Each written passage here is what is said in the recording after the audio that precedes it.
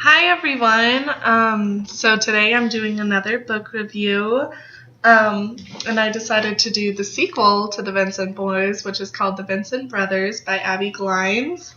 And if you haven't read the first book, then I wouldn't really suggest reading the second book because it has a lot of references to the first book, even though it's in the point of view and perspective of different people.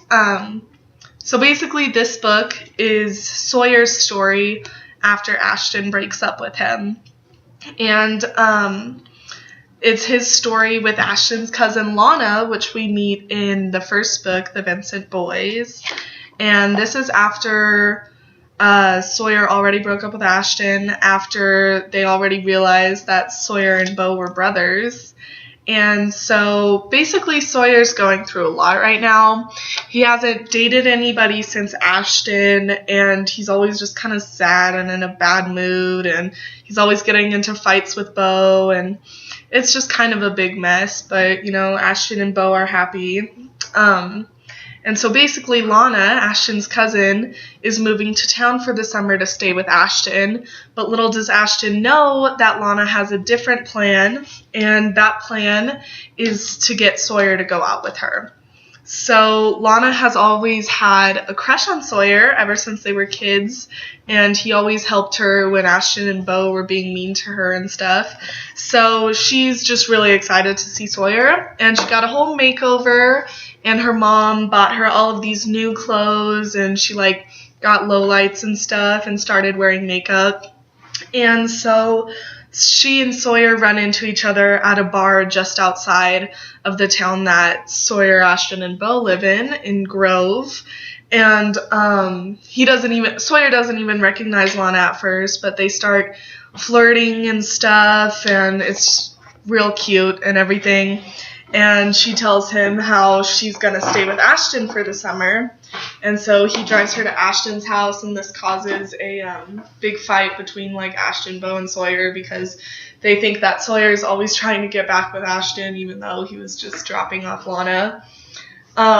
So basically over the summer, Sawyer and Lana become close, but Sawyer's original idea is to just try and make Ashton jealous, because she basically said Lana's off limits, she's the one person you can't have, why would you move to her, instead you could have anybody else, because, everybody has a crush on Sawyer.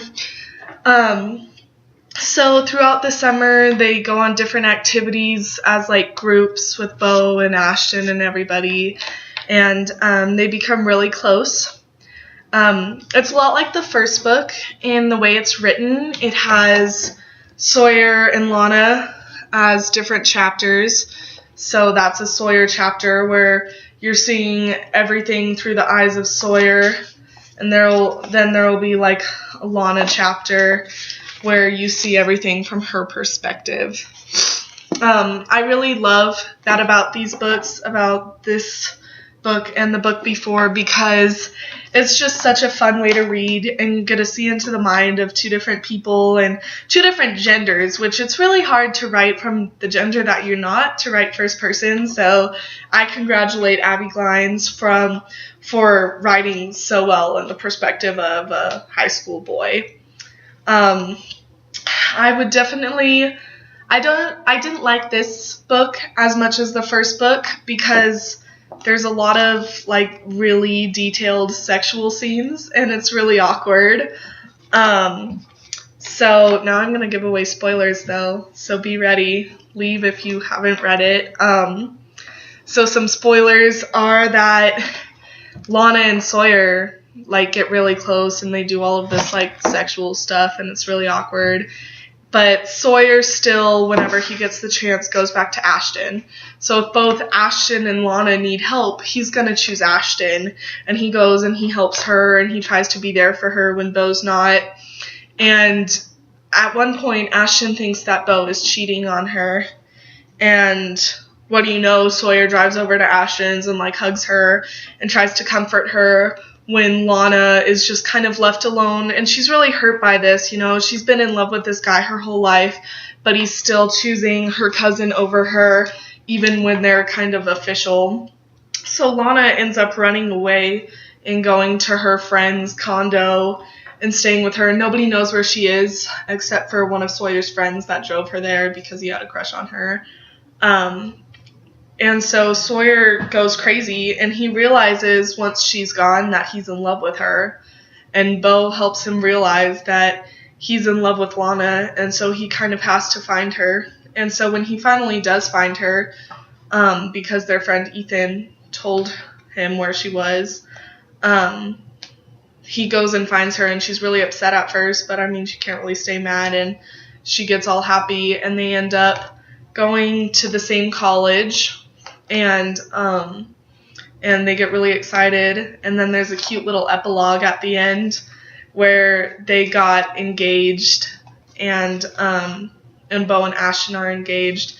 It's a cute little epilogue.